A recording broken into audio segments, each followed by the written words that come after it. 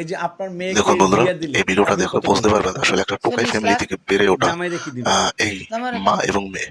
দেখুন, একটা ছেলেকে তো ফাঁসিয়েছে একদম ইউটিউবার, তার সংসারে আগুন লাগিয়েছে এই সুন্দর মেয়ে দিয়ে। এখন সেই মেয়েটাকে কাজে লাগিয়ে পুঁজি লাগিয়ে তারপর তাকে এখন ব্যবসায় আর কি ব্যবসায় নামিয়ে দিয়েছেন, যাতে 2 টাকা ইনকাম হয়। এবং সেই জায়গাটা আসলে তারা করে নিয়েছে, কারণ তাদের হলো চামড়া সাদাই, যে মেয়েটা একটু চামড়া সাদা, মারও চামড়া সাদা, না জানি মার চরিত্র কতটা খারাপ। তো সেই প্রসঙ্গে যাবো না, যাবো মেয়ের প্রসঙ্গে।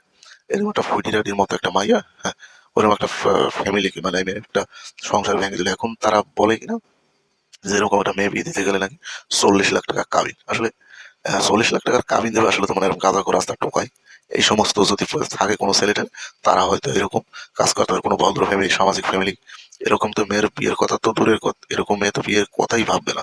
তার তো 40 লাখ টাকা, কি এমন ইনকাম বা কি এমন আছে যে তাকে 40 লাখ টাকা নিয়ে যেতে হবে?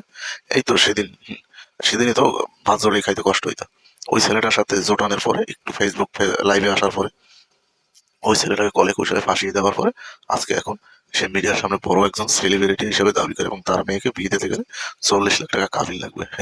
আমাদের বাংলাদেশের এইরকম ফ্যামিলি বা এরকম কত আজব, মানে পাগল চিড়িয়াখানায় এত পাগল থাকে না। তো যাই হোক, সবাই ভালো থাকবেন, ধন্যবাদ।